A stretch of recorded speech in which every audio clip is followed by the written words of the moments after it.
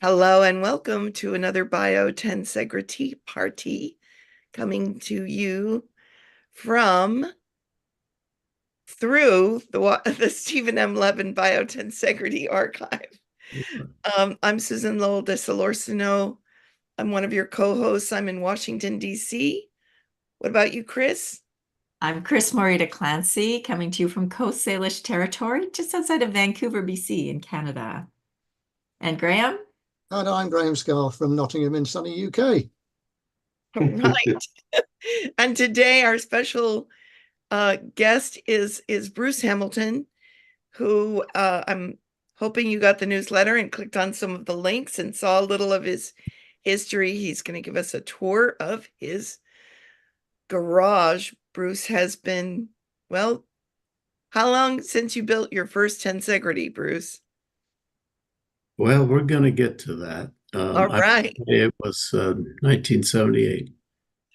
All right. So we'll remind you that this is a all volunteer production of the Levin Biotensegrity Archive. Whenever you're watching this, wherever you're watching this, please share it with your friends. Do all the likes and subscribes and all those great things. Um, and donate to the archive if you're so motivated. I'm going to turn it over to Bruce for an opening toast. Here's to the tension between the earth and the moon, and that holds these structures together. Cheers. Cheers. Mine. That was lovely. Okay. I'm going to invite Bruce to share screen. Okay, now I hit the share And button. the rest of us to turn off cameras and such. See, it's funny. It's from this one. I just look share. Share. Okay. All right. Now, you can hear me. Everybody hear me? Okay. Yep. Right. So you're not going to see me anymore because I'm going to run through all these slides, which I have laboriously and tediously put together to try to show you how I actually build these strong tension masts and other structures. And a little bit about math behind it, because I recently saw one of your Tea Party videos, and there was like an aversion to math, that you can't use math. And Kenneth Snelson even famously said you can't build these with math, but I have always used math as the basis. And I've always thought, as Bucky Fuller or other people would say, you can imagine a perfect equilateral triangle, but you can't make one in the real touchable, sensorially depictable world of time, because there will be some error of dimension or tolerance or materials. Anyway, so all these are based on math, and then by doing it over and over again, I've learned, okay, well, these are maybe a little too tight, and so that's what we're going to try to start. I'm going to start with this particular. Now, when I open these, you should get a picture, and I'll try to make it as big as my, oops, wrong picture. Here we go. That's the make the dentist happy picture. Now I'm going to make this as big as my screen. Okay, can you see that or not? We can. It's faint, but bigger is better. Yeah. Now we're strut X 0.6124.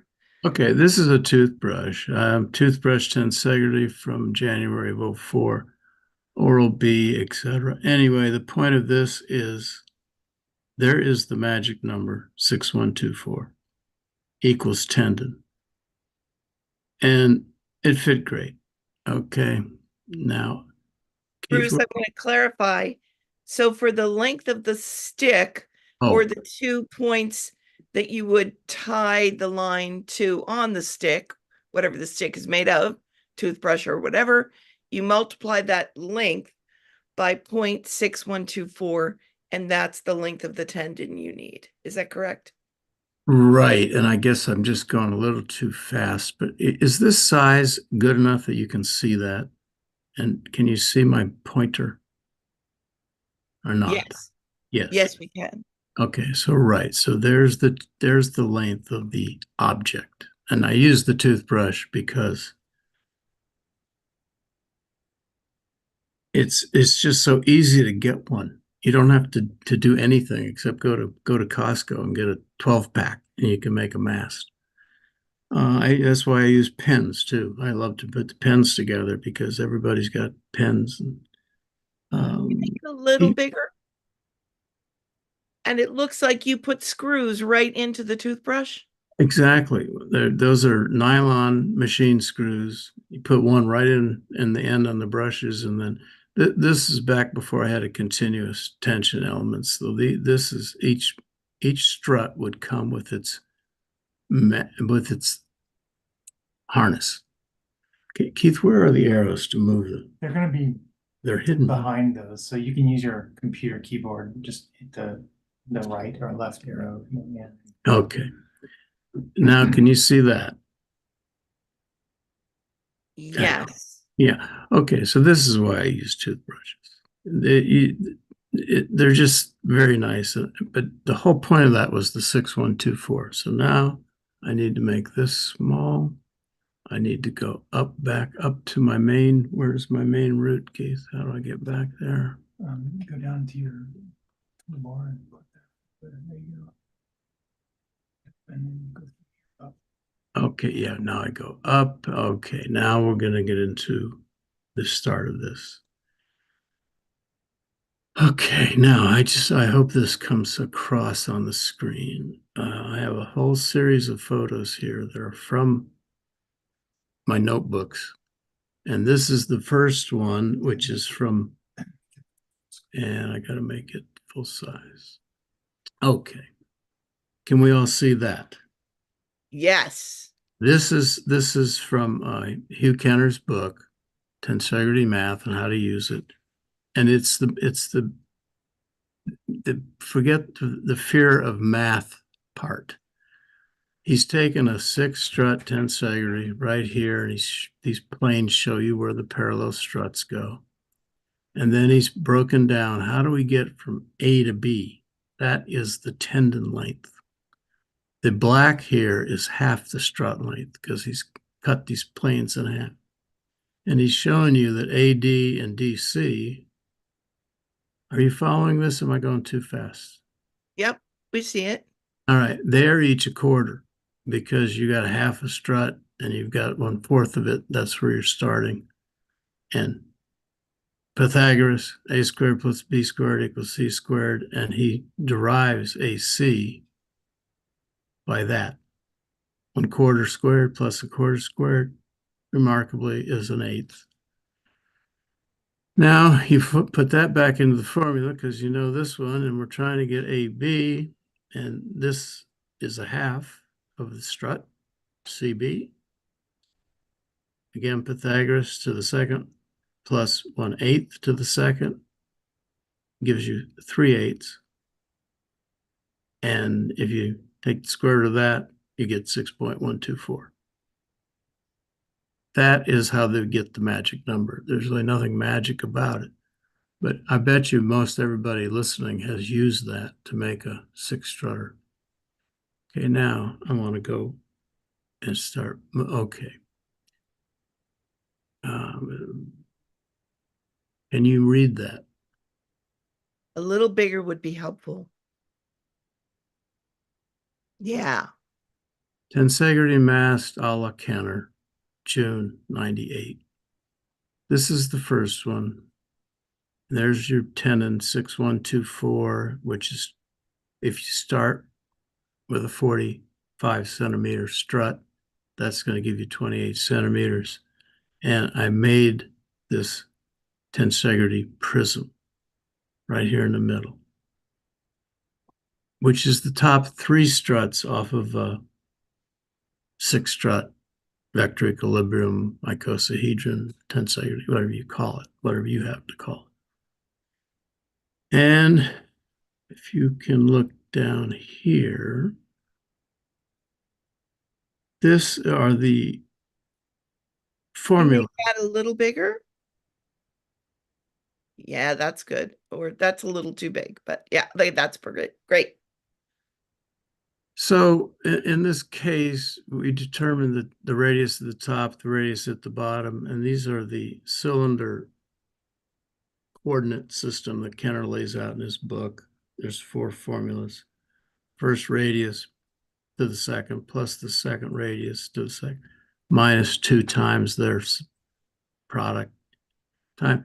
Because it's a 3-set tensegrity mass prism, the angle that they drop by is always 180 degrees divided by the number, and there's 3 struts, which makes that 60 degrees. And then the height of the thing is, you have to know and determine. So I go through this, and you put those into that formula, and don't worry about this too. We're just going to move through this, and I'm going to just show you that this is all doable. If you have a decent scientific calculator, it's very easy, and either you can eventually, as I will do, put it into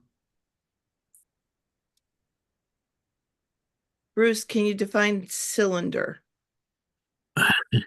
Is that a 3-strut cylinder?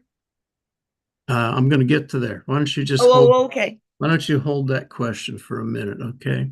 Yes, sir.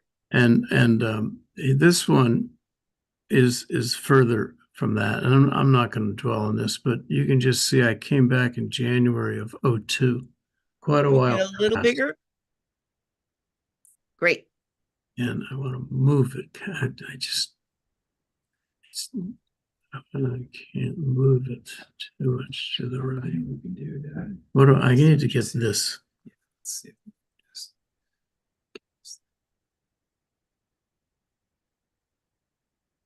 Oh, that's real. Okay, now I can see what you're saying. This is the end tendon in a cylinder in a 3-strut tensegrity mast. And the end tendon is equal to the diameter times the sine of 60 degrees.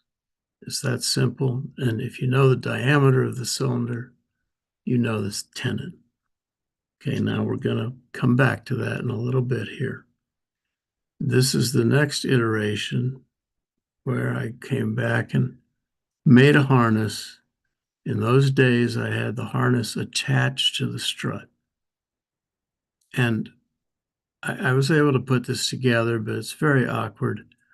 I made a guess at push through, because Kenner talks about that.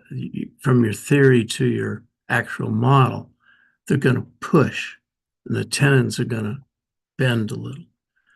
So we did that.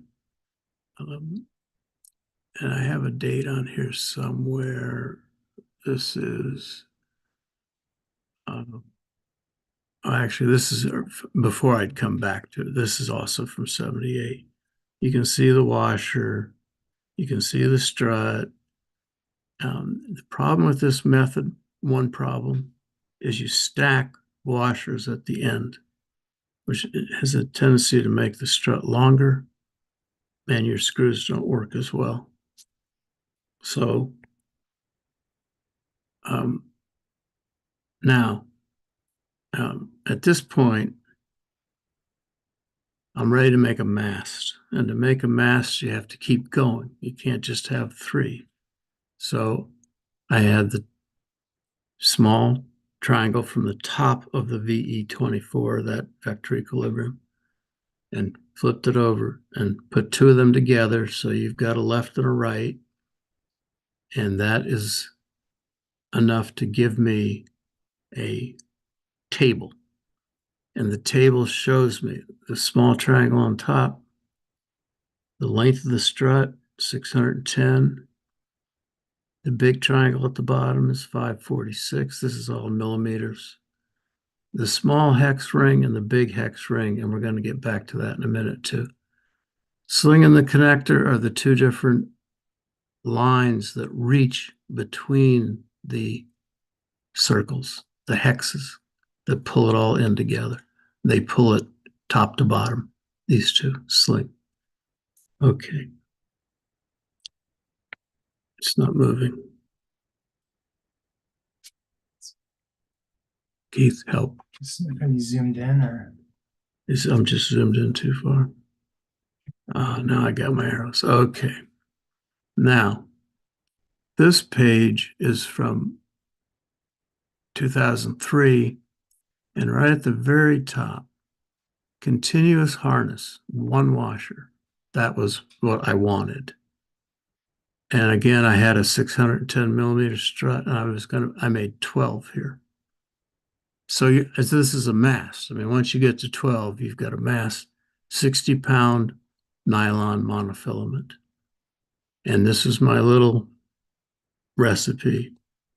Make 2 triangles, make the small hex ring, make the big hex ring. And at the bottom here,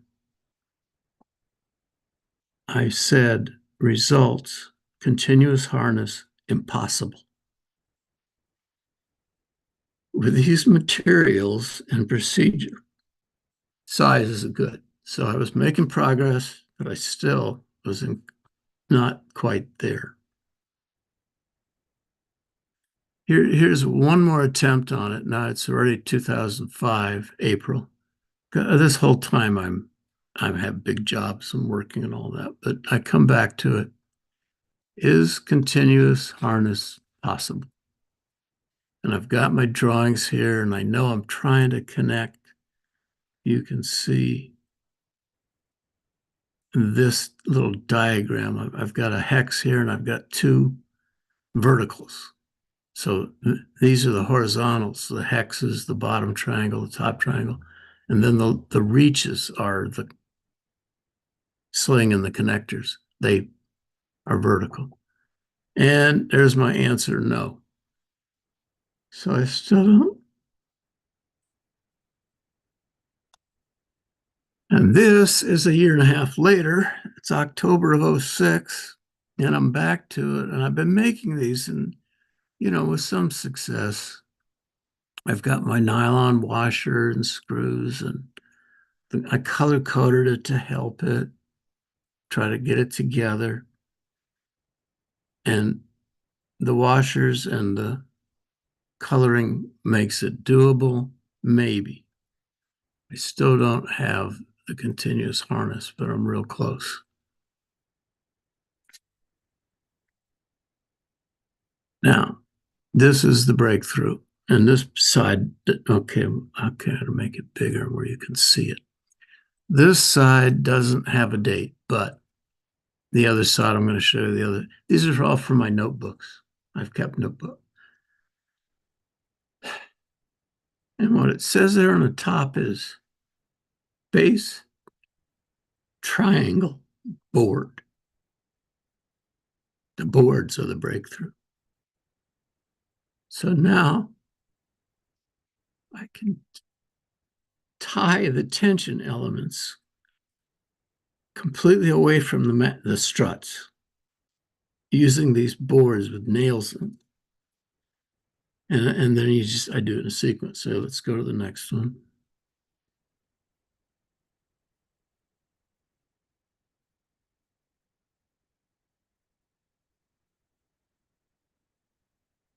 And the assembly says, here's the sequencing, do this, add 3 to there, add that to that.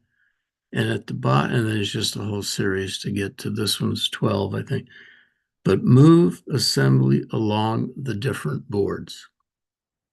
So now I've got 2 boards to make this particular mast.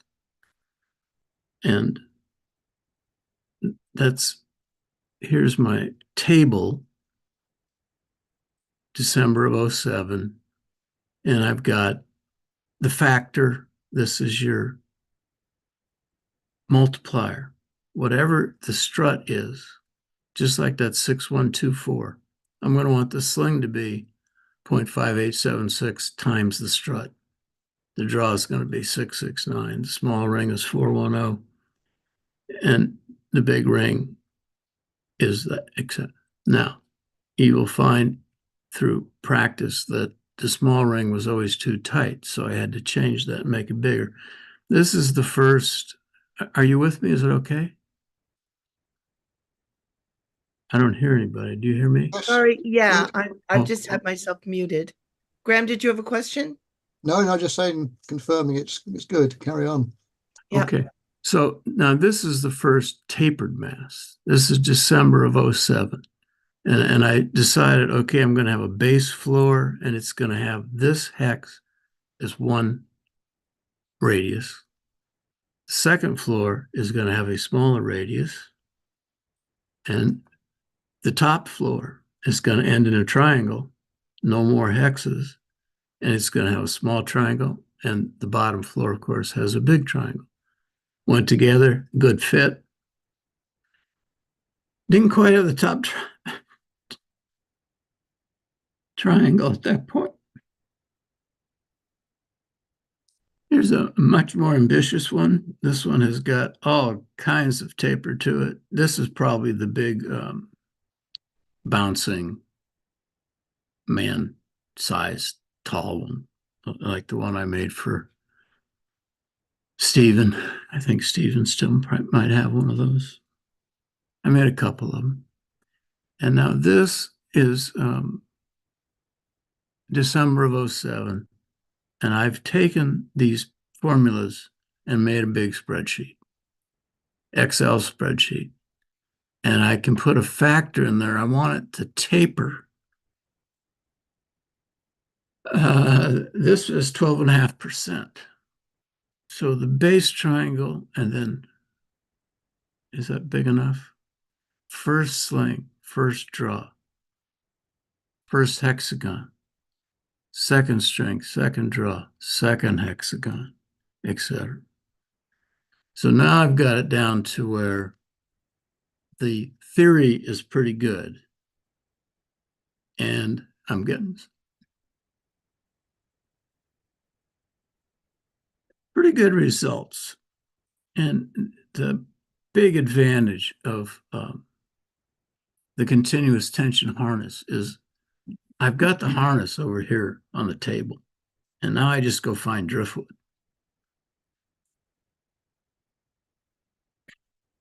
So you can use anything, basically. Now, we're going to keep going here. I hope this isn't too tedious, but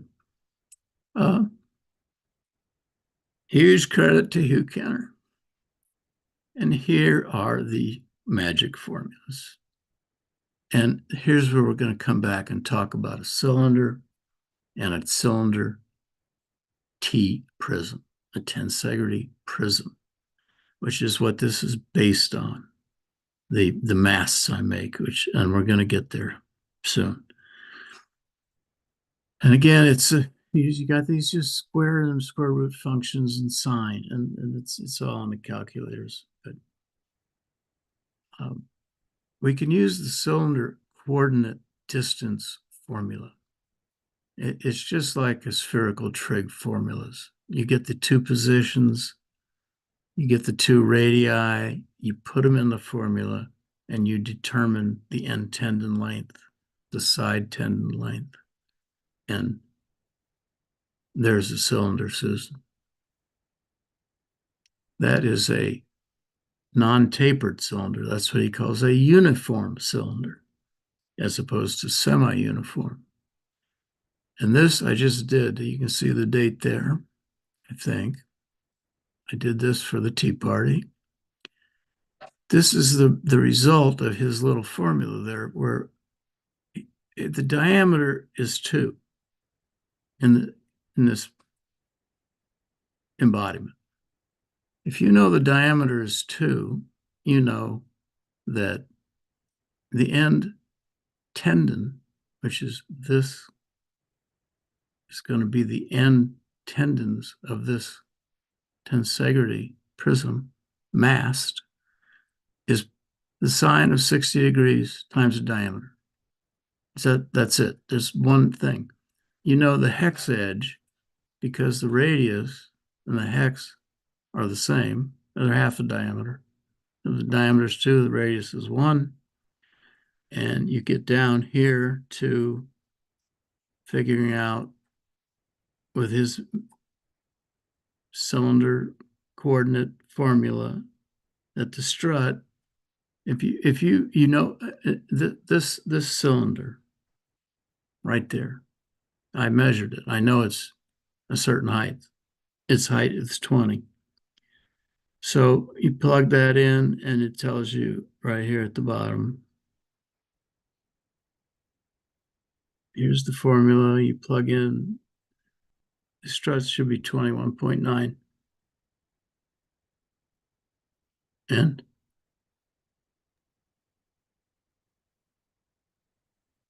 that's what you get. That's the end tendon length. That is the sling length. And there's the strut. And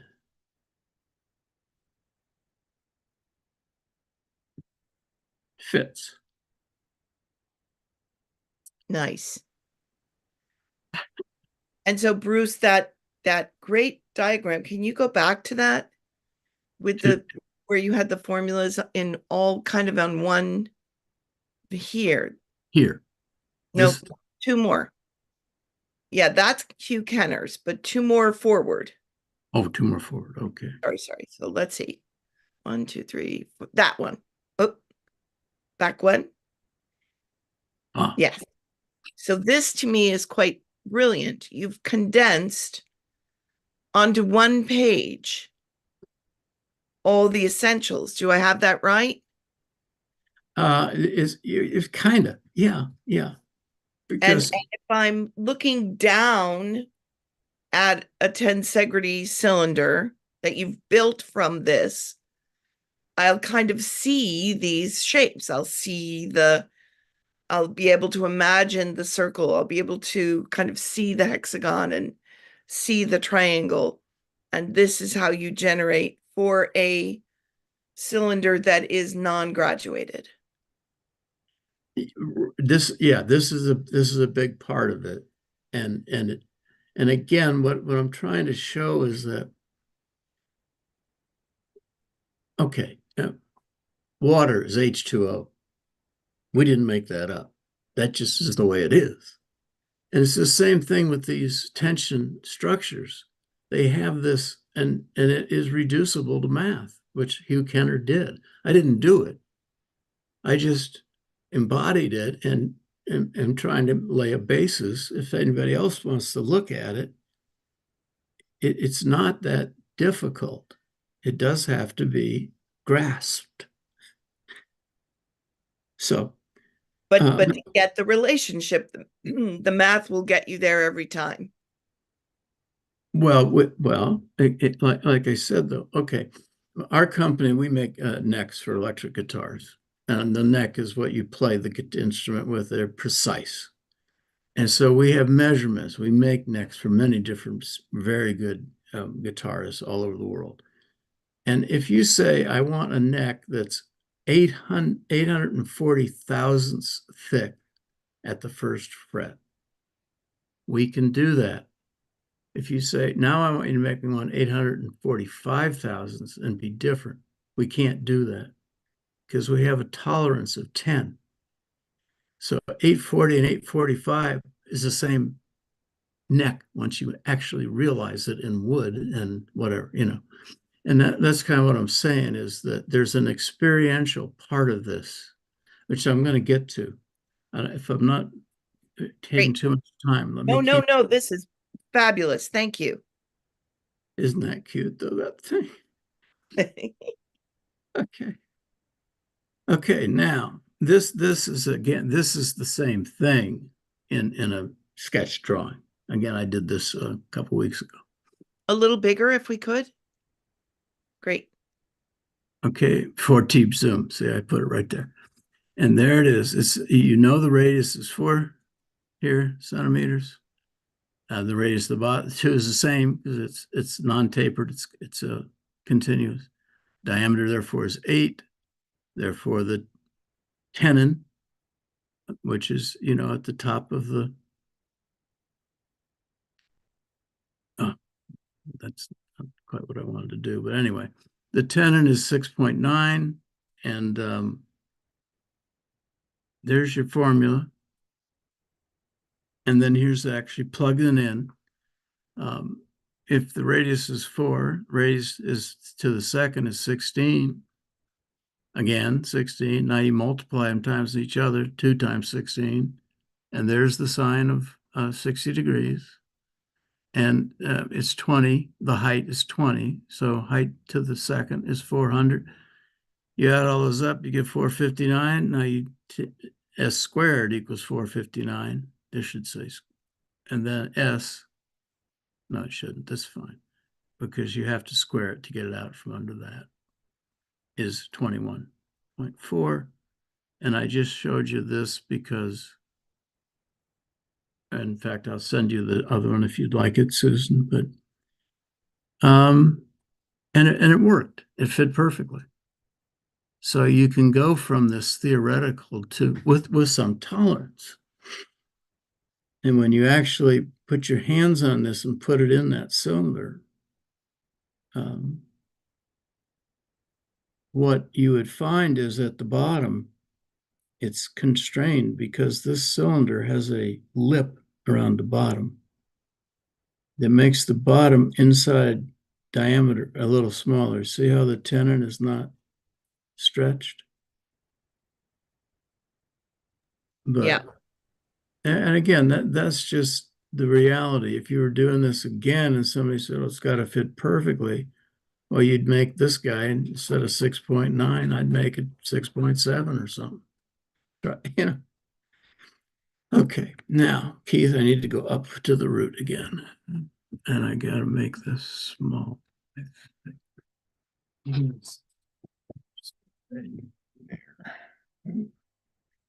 Files. Yeah. Okay. Yeah. All right. Now, we're going to go to this 18 strut blue tapered tower. I call these. And a whole nother series of slides. And this is how I make them. And yeah, let's get started.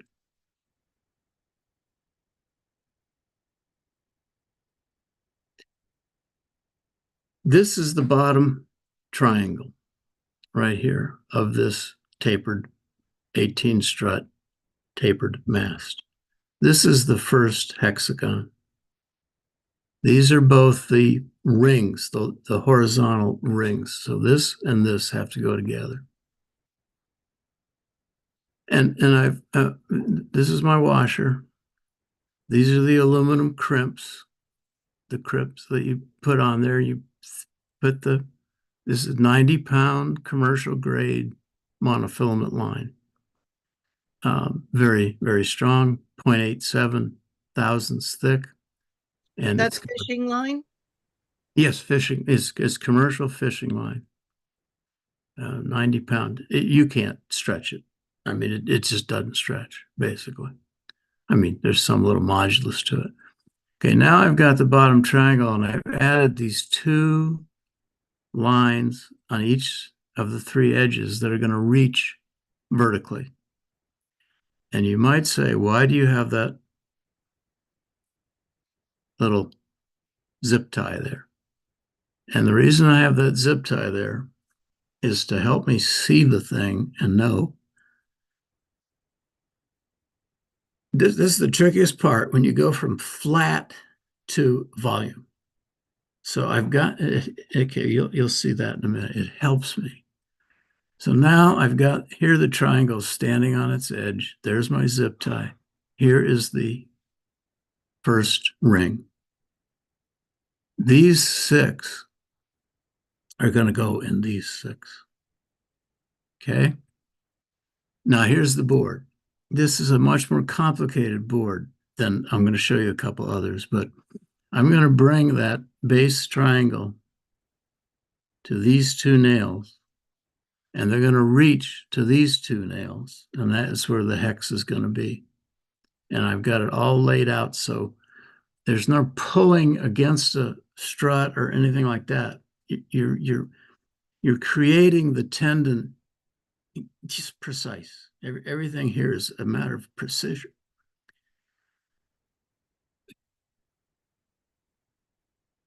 So this is what it looks like when you have the first two on this, and you just, it's really hard to see how these next two go into here.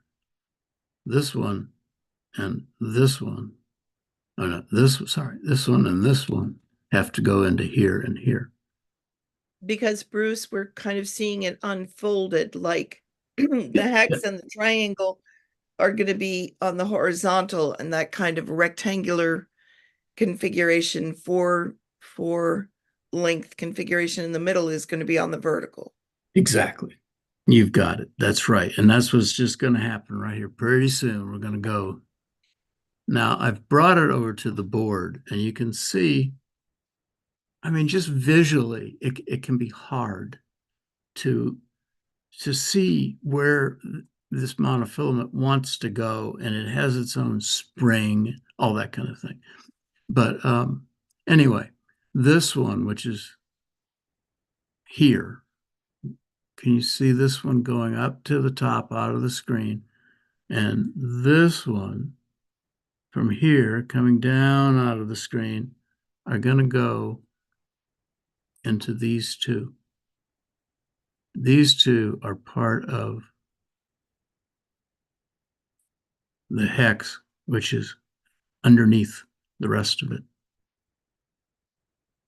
And that's what happens. Here's the bottom triangle. Here's the verticals.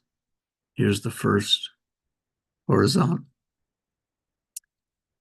The first ring, the first hexagon. Now the strut, this one is going to go to the left. These things are either right or left-handed. It's going to go from here to here. Okay, I'm going to keep moving here. This is just what it looks like from the top. Here's my struts. These are Easton aluminum arrow shafts, very precisely drawn because they're for arrows. This is a stainless steel machine screw. But it has an oval head, which is important because it wants to nest in here. And it's fighting against all these other things that take up space on the inside of this washer. So the inner diameter of the washer, and you have to end up with 5 of these in the next layer. And the diameter of that screw, all these things are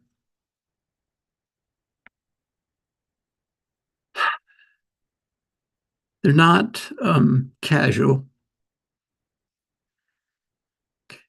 Now, here's what happens.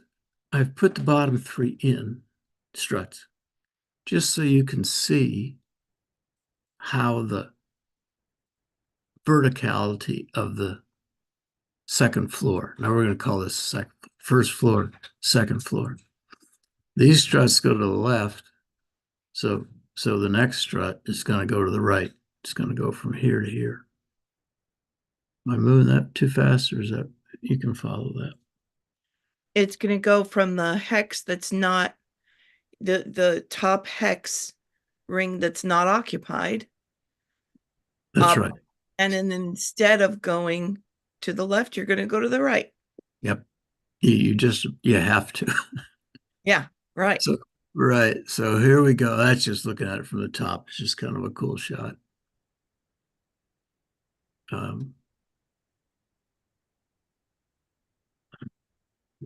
Oh, that's, why does it do that? I can't remember why it does that, but okay. Now I've got 9 in, left, right, left. And I wouldn't be putting these in normally. I'm just putting them in there for demonstration. Because you can see this hexagon has 6, but 3 of them are occupied. So I couldn't put the next layer of verticals on because these guys have to come out. So it's just, and again, that's just so you can see it from the top. It's starting to look like something. Now, all right, this is an important one. You see now I've left these in, but not this floor. I've got 9 in there, maybe 12, I can't remember, but and I'm coming to the board. Here is the hex ring with this radius. It says H6 because on the bigger mass, this would be the 6th floor.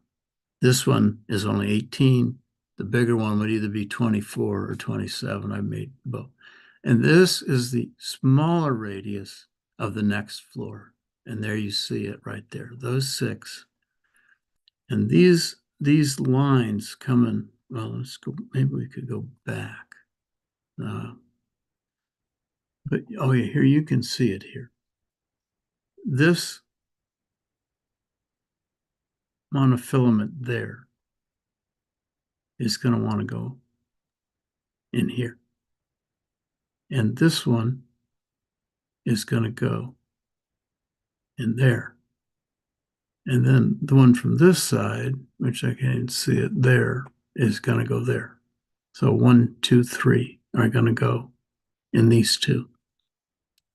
And that's the way it is going all the way up, except the bottom floor only has 6, but then you have 9, 9, 9 to bring the floors together. And so if we look carefully at your rings there, we'll see that some of them have 5 of the crimped lines. You can see it if you look right at the ring. Does it have 5 sticking out or does it have 4 sticking out? Okay, good observation. Only the ends have 4. Everything in the middle has 5. Because on either end, the bottom or the top, you're starting with a triangle. You don't have a hexagon. When you're going hexagon to hexagon, I fill them all. You need the 5. You Great. need 5. And so everything in the middle does have 5. And that's again when you look right there, Susan. Yep. You can see the 5. Okay, let me keep going. Now we have 3, 6, 9, 12. And again, I filled these in just for demo. And there's the top of 12. Now, okay, I've got 3, 6, 9, 12 in, and I've got that hexagon in, and I've got the next floor in, but no struts in it. But see, it's there. That hexagon is there, and I've showed you the 9 reachers, vertical reachers. They need somebody to hook onto. Yeah. So we go back to the board. Oh, no, okay, I didn't go back to the board. What I did is I hooked the first 3 on. So this is that same picture, except I've put 3 of these on the next smaller ring. Mm-hmm. And you can see how it's wanting to tilt over. Here are the lines that are going to come up to it. Now I'm done. This picture, unfortunately, the picture's a little cut off, but these two are the identical geometry. This one just happens to be a different color, but this much vertical height, when it's just standing there, is going to come down to this. When you put the struts in and it pushes it out. The struts are the explosive part, and then the net is the containment. It's a contained explode. All these are kind of like you stop a picture of something that wants to explode. Okay, so now you can see just the top, and everybody's in except the top, and there you go. That is an 18 strutter, and there's what it looks like with a little light on it. And Bruce, Yeah. the bottom 6 struts are 1 length. The middle 6 struts are a slightly shorter length, and the top 6 are the shortest length. Yeah, they're 9 lengths. They're each one of these is 12.5% different from the next one. Great. Bigger, smaller, smaller, smaller, smaller. And So it's gradual all the way. It's gradual all the way, all the way. Okay. Thank you. Yeah. Yeah. You're asking the good questions. Okay. Now, that's what it looks like from the top. Okay. Oh, I keep doing that. I can't remember why I do that because this is too big. That's why, and I don't have my arrows. There's the arrow. Okay. Now, here is the recipe.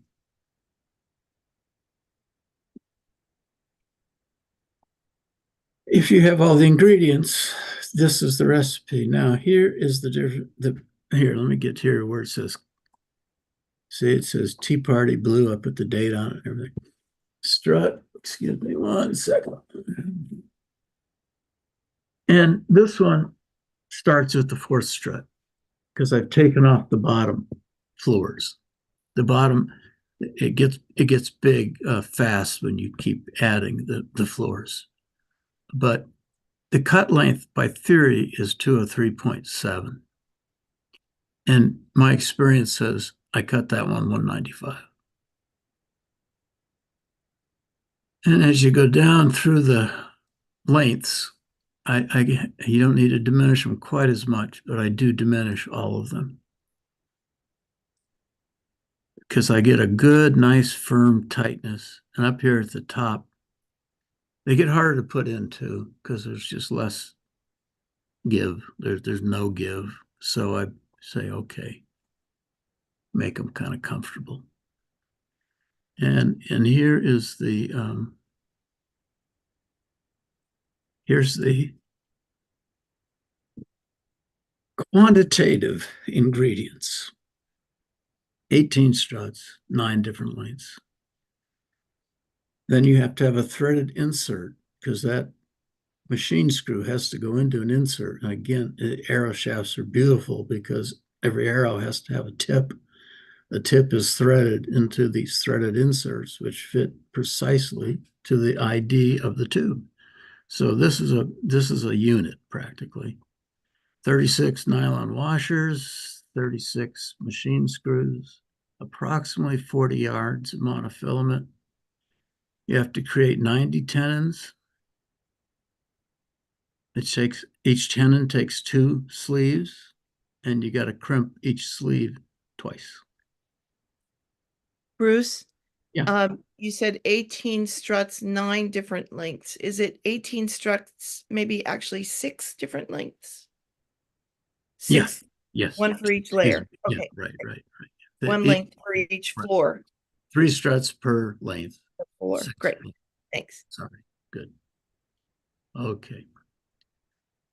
Let me see, where do I go from here now? We're almost time for Q&A, as they would say, or whatever. But then again, Try to click on that square. I know what it is. I need to go up, Keith. I need to go here. How do I get back to the root? Folder icon. Folder icon. Okay. One more small addition.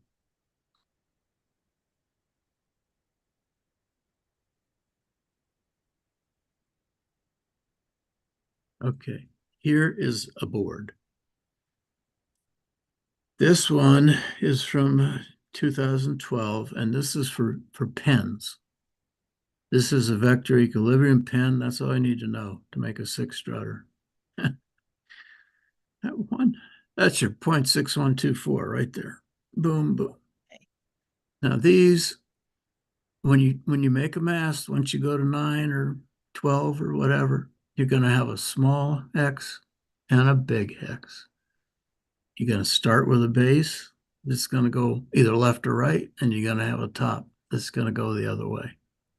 And this board, again, here are the nails.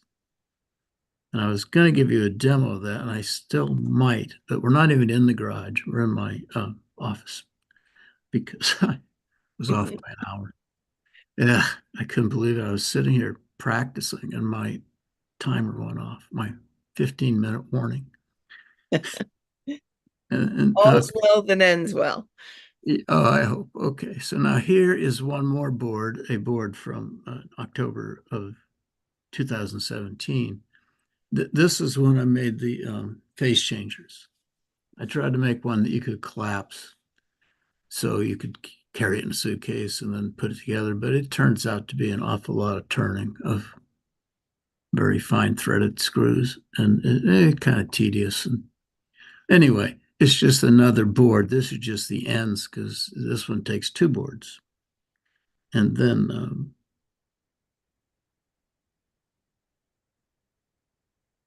this is the board for the 18 struts. And when you go around here, you can see this one is going from hex 5 to hex 6. Here I'm going from H6 to H7. And then over here, we're going from 7 to 8. I can't move right there. And then from 8 to the top. The bottom, a couple of floors are on a different board. So that, okay, back. We get a close up of that board. Little parts, yeah, that's helpful. Well, here's helpful, like going from 2 to 3. Can you see that? Yep, H2, H3, yep. You're gonna have, it's gonna be going to the right. And when I say which way it's going, I know that's the way the longer one goes, the draw. And the shorter one, which is the sling. And that's because the struts can't go across these triangles. And these draws form the diamond. And that's where the strut has to go. And the draw and the sling are the verticals. Right. They're the two different verticals. Exactly. That reduce and gain 12.5%, just like the strut. Each time you go up a floor. Each time. Right.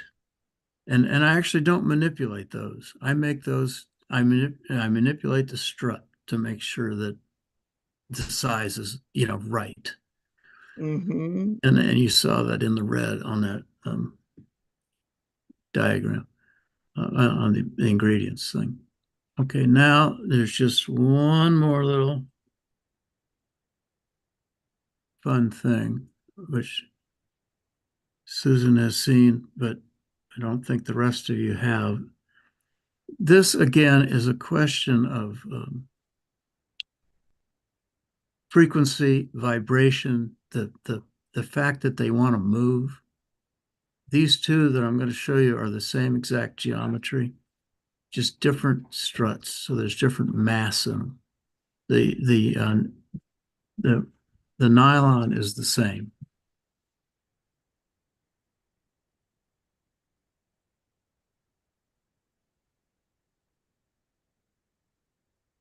That's the aluminum.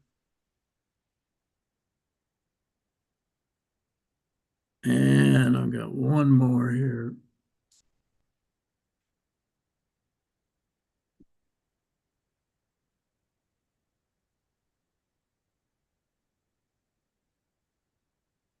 You can really see that auxetic behavior, especially because you've got the white background there. You can really see that expansion. I think I'm going to try doing this a little smaller. See if maybe that nickel button.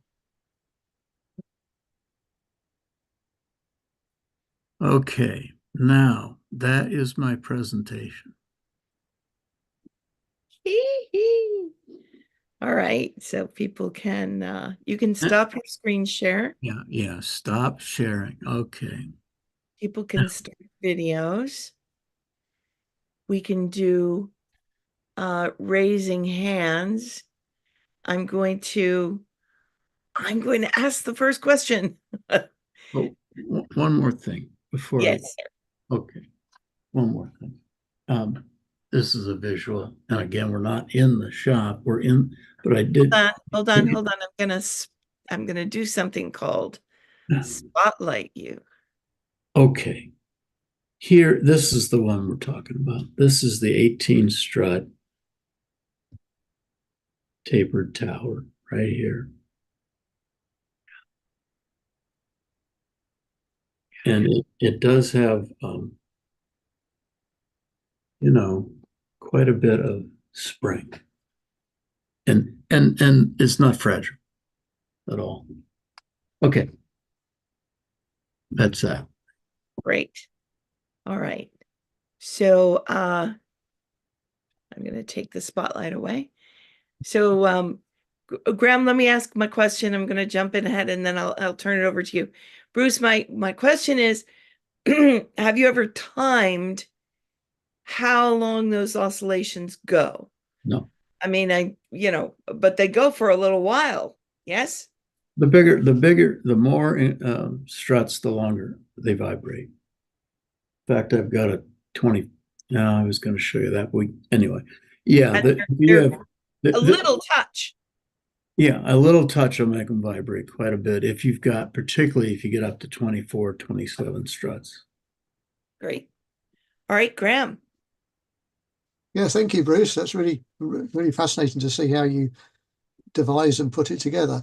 I was interested in the inserts that go at the end of the struts. I wonder what they actually look like, or are they custom made, or The machine screws with the sink. not the screws, but the right on the desk. That's the machine screw. No, Threaded insert. yeah, the insert. 1917. Yeah, Graham, they are precision machined by Easton Aluminum to fit the arrow shaft. And Oh, right. there's quite a few diameters of arrow shafts, so they have quite a few diameters of those threaded inserts. And to match the washer. No, the washer is completely separate, independent. But I mean, the internal diameter hole of the washer has to accommodate that machine screw. are you looking at the machine screw or the insert, Graham?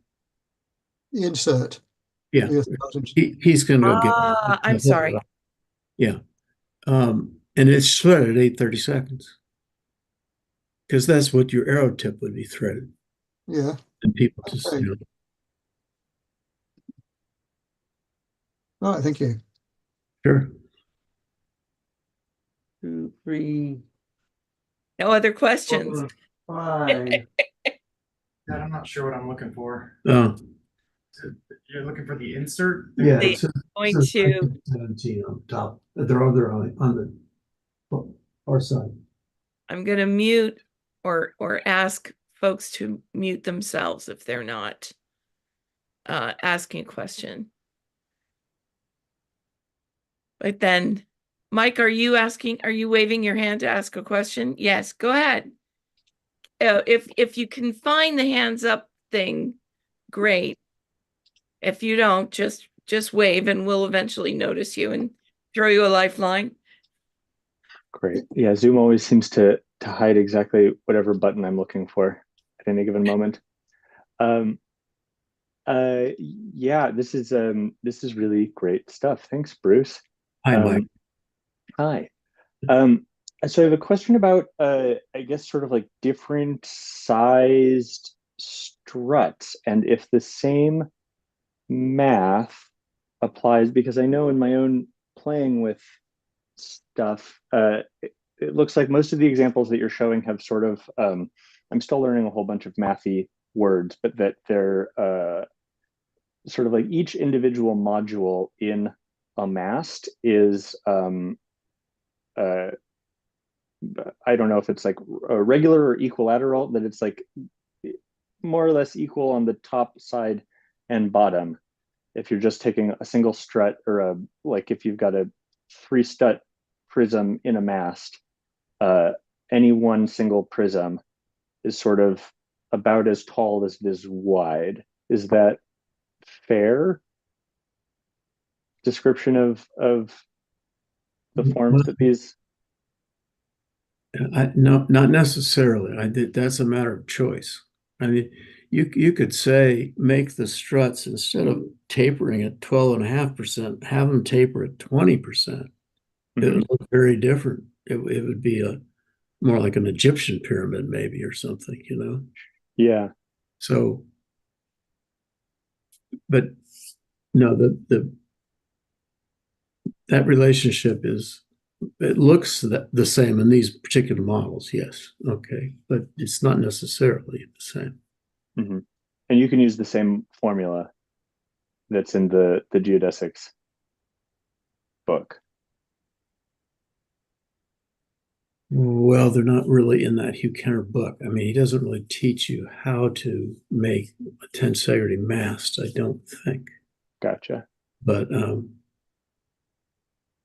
you can find, I found it in there. He does show certain enough clues that you can make them, and you can do them differently. You could do it with only 4 tenons. You don't have to use 5. I choose to use 5. It's more stable.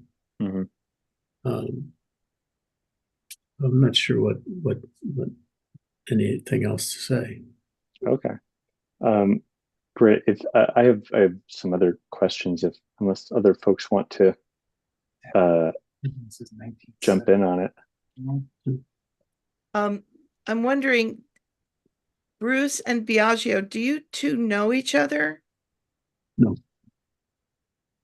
Because you're in similar kind of lines of work, would you say? Biagio, can you just give a short, let everybody know who you are and what you do? Do you mind? You have to unmute. Let's see if we can do that.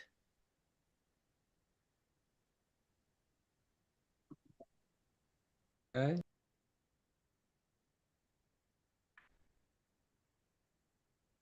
Sorry, try one more time. Yeah. Yes. Hmm. We can hear you. What?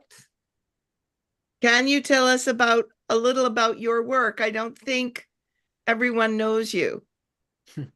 Uh, uh, it's not very easy to explain my work because it started 50 years ago about geodesic dome polyhedra, tensegrity, and reciprocal frames. I have several models of these structures. I published recently a book in Italian about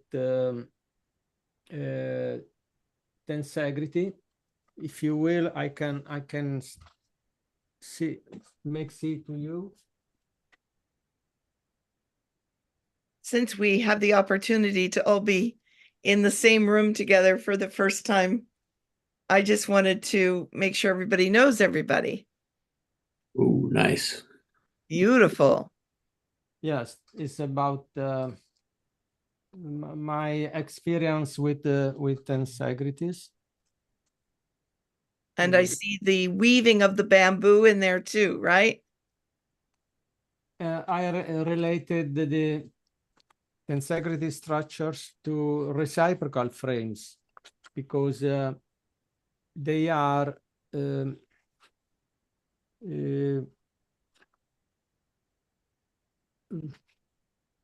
reciprocal frames are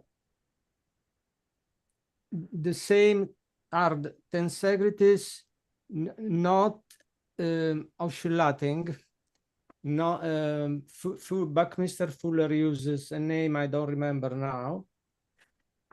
So there is an analogy about reciprocal frame at tensegrity. Yes, several towers. Nice. And what are those struts made out of? What? Excuse me? What are the struts made out of in your towers? Sometimes I don't understand very well. The stick What? is, what is the Ah, the material? sticks. Yes. Okay. Um, I have a model in bamboo sticks. Bruce, have you ever done bamboo?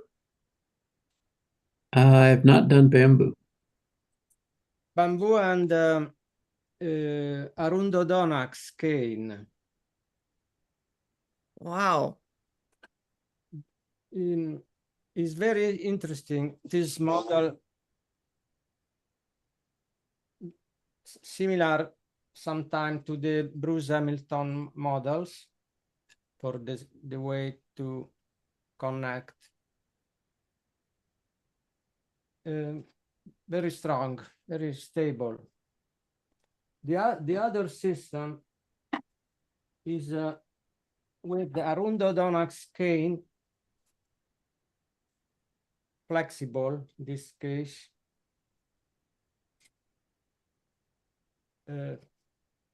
Very interesting and easy to realize because of I make this way of connecting. The slots. Yes, it's very for beginning. After we can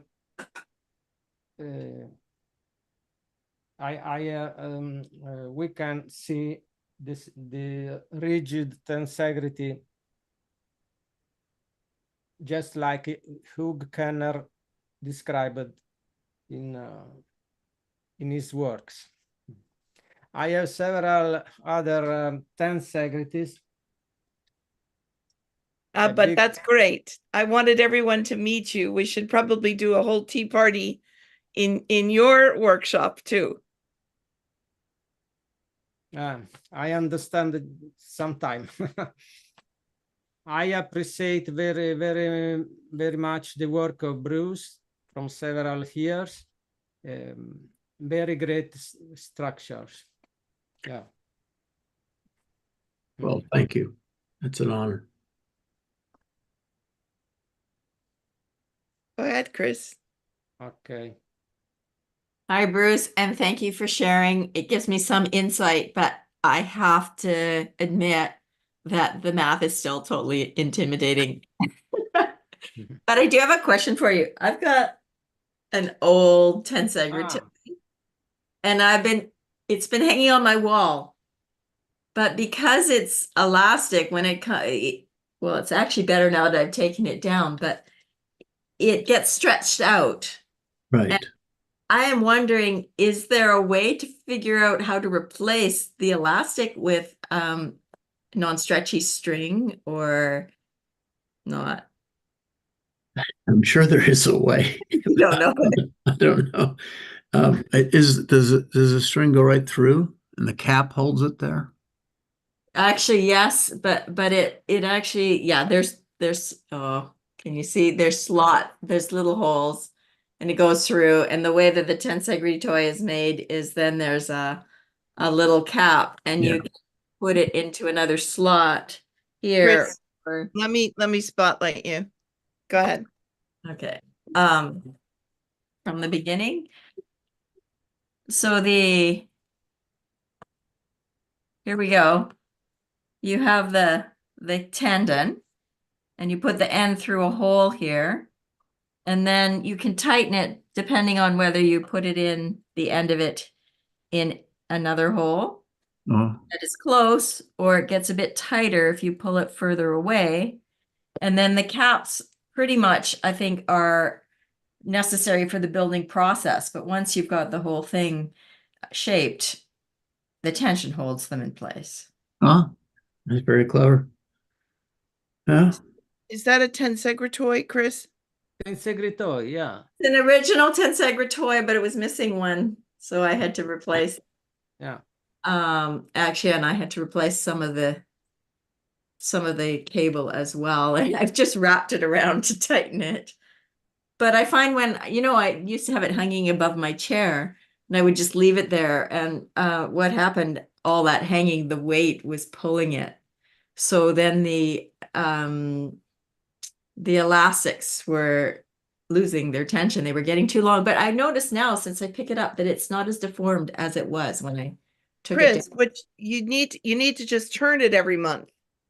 down. I know, but that would Let require, it hang from a different direction so that the that would work. different groups of elastics can relax. Yeah, that would probably work. It would take me being more intentional and actually doing things on time. Or just pick it up and play with it and put it back in a different way. Olga, are you asking a question? Sorry.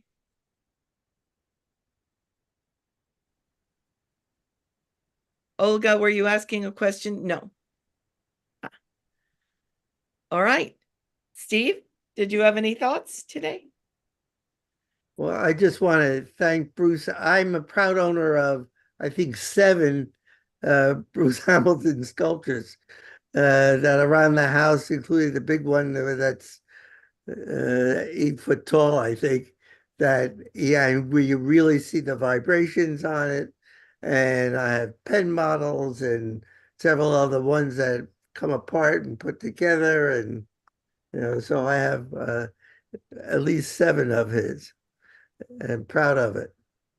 And thank you so much for all you've done. Bruce, Well, thank you for all you've done. I appreciate that.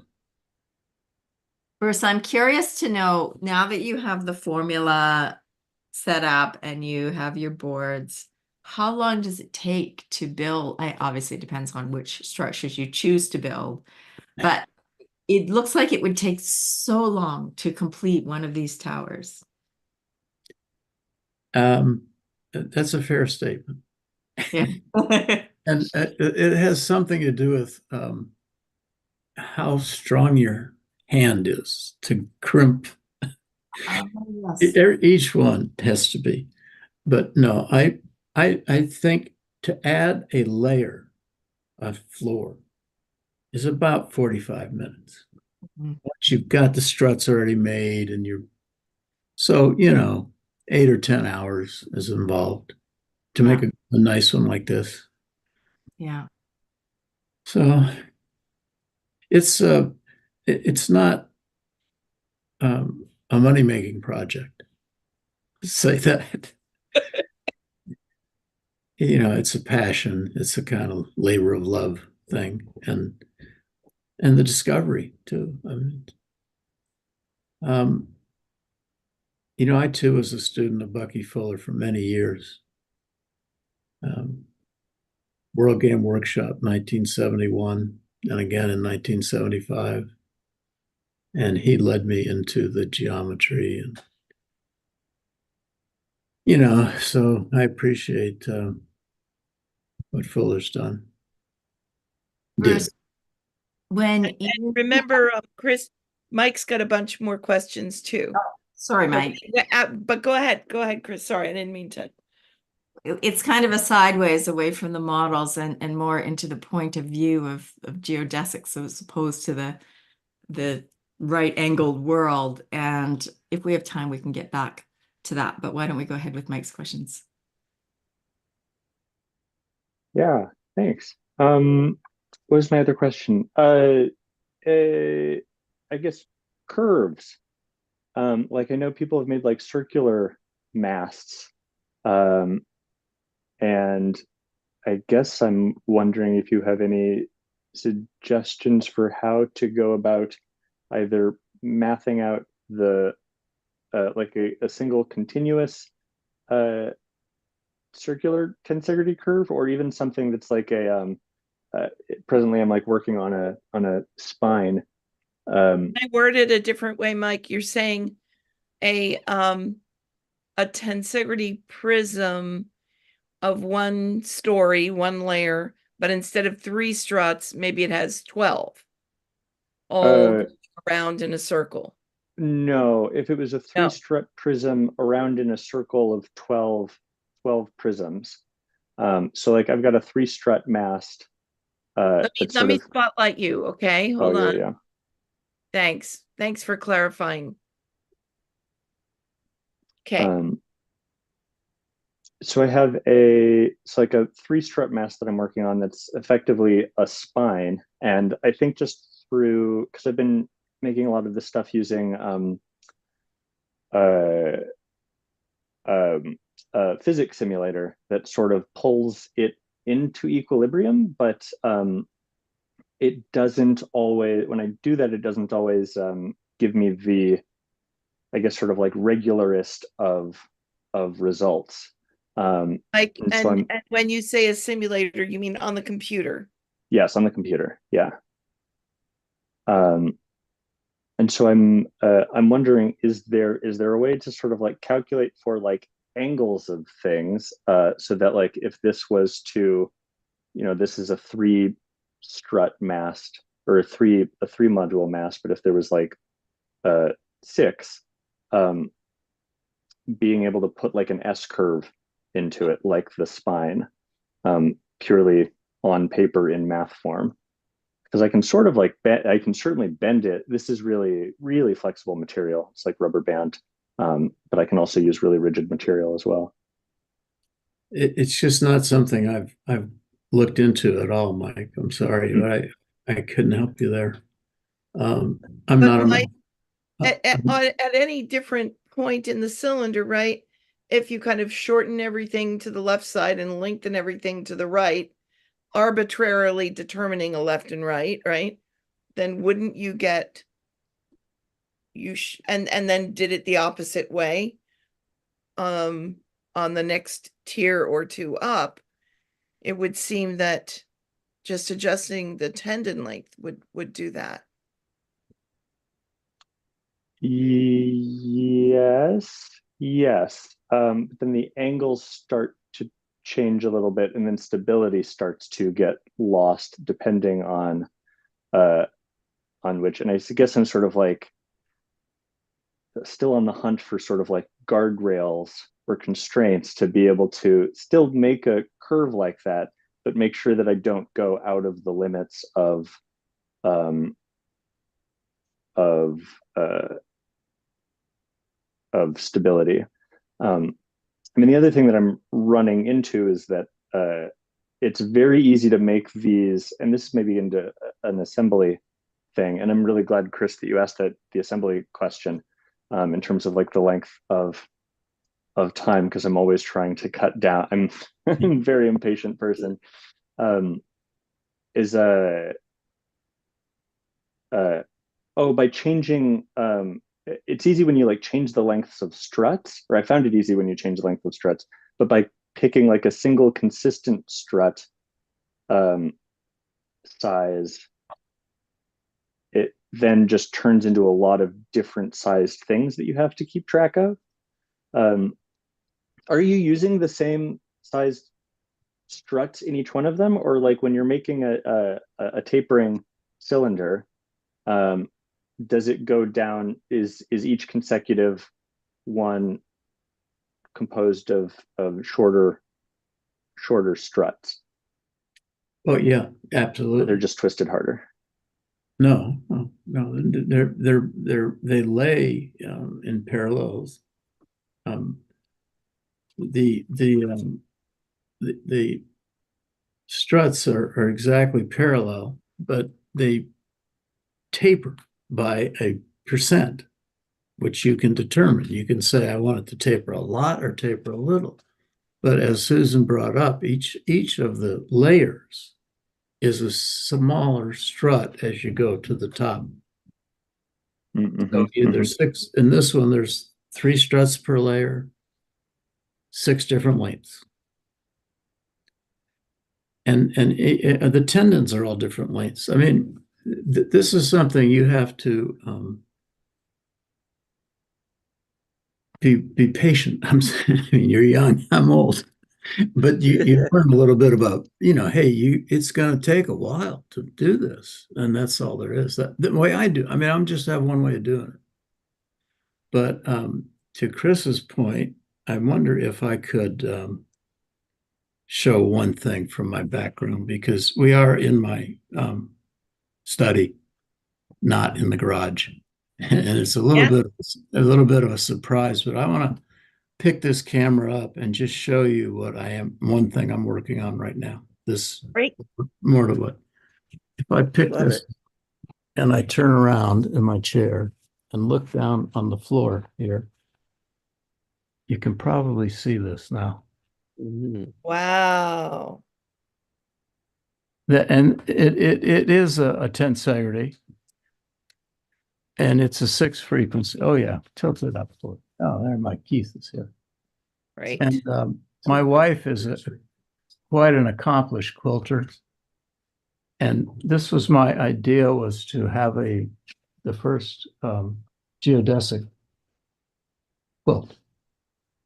So you can see that this is paper, this is fabric, and she's quilting. This is just a test. We're at the mule stage. Anyway, this goes to Bucky Fuller and my lifelong um, fascination and involvement with geodesics. You know, the oval intention, that tent from the North Face, was 1975. It's been a long time. Anyway, That's great. And can you tell everybody, so I don't know, for those who didn't follow the link and such, your so your understanding your work with Fuller led you to revolutionize the tent industry. I had a hand in it. I had the geometry and the North You and a Face, team. Yeah. the North Face, and I also engineered how to make it on the floor, which was something Bucky really appreciated. It wasn't just that we had an idea, but that we were producing it and getting it out. Yeah. And Um and then all of those tent related materials are now at which university? Oh, Utah State. Great. Yeah, I had 4 notebooks that covered all that stuff. And right now they stop before tensegrity though. So none of the tensegrity stuff, but I have an idea that maybe I will find a home for them soon. You can help me. Good. That's a good project. Super. Like maybe All Dr. right. Lynn. Do we have any other comments, questions, points of There's a discussion? question from Steven Schafferman in the chat. Steven, do you want to come up and ask it?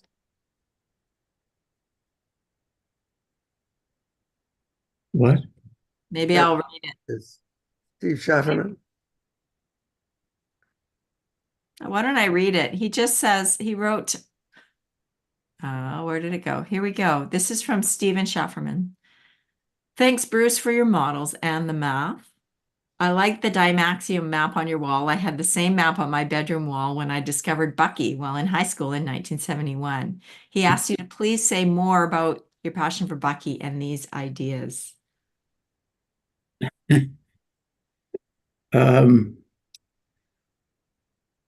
Okay, I've probably read every book that he wrote and quite a few biographies about him.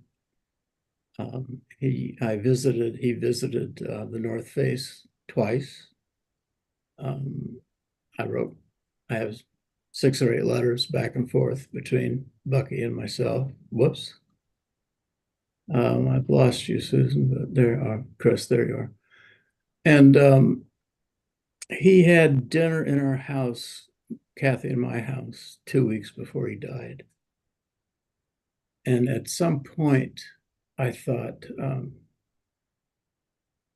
I'm not a acolyte or a follower.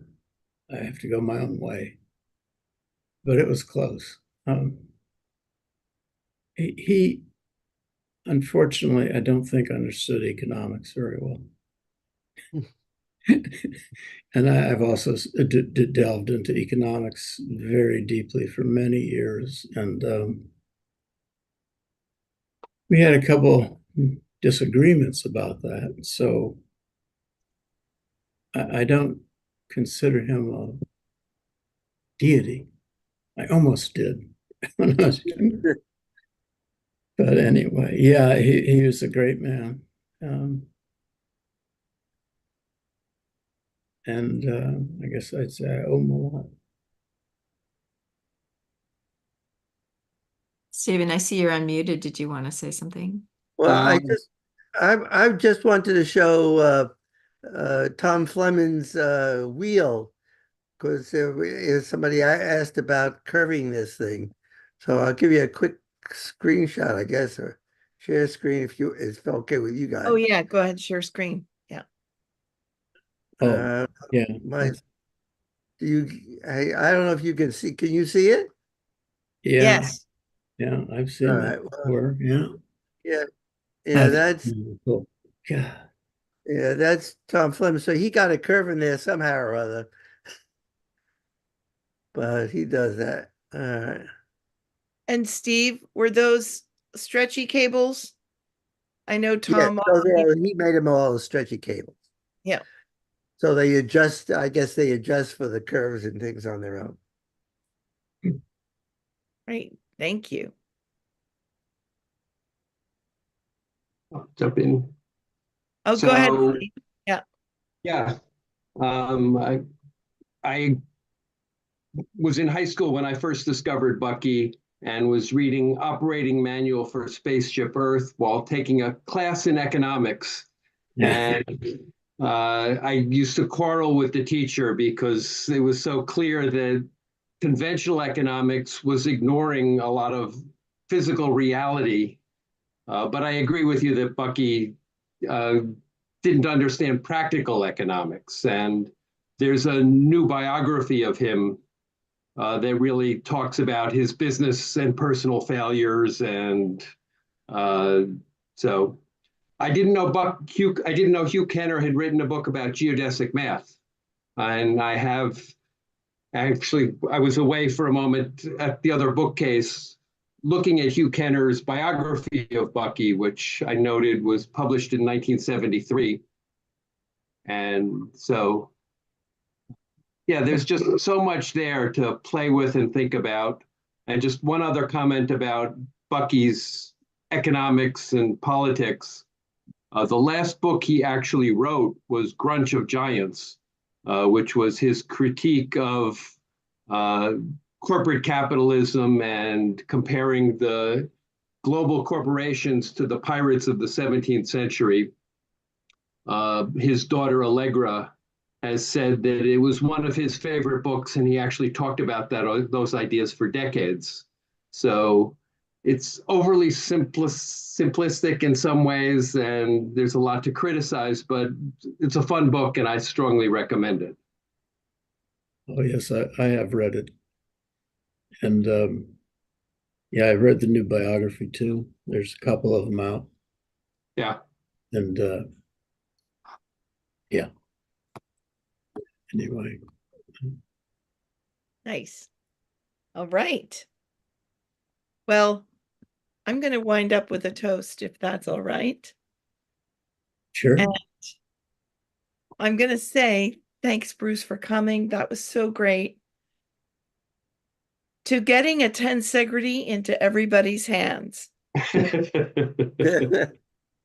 Cheers. Yeah. Cheers. Thanks for having me. Thanks for coming. See you. Oh, Bruce, does this look familiar? An absolute delight. Oh, Chris is showing her. I'm going to spotlight you, Chris. You made this one, Bruce. I yeah, got you're in Vancouver. Beautiful. that's a good one. Yes, it's beauty. Mhm. All right, we'll say goodbye to YouTube. Goodbye.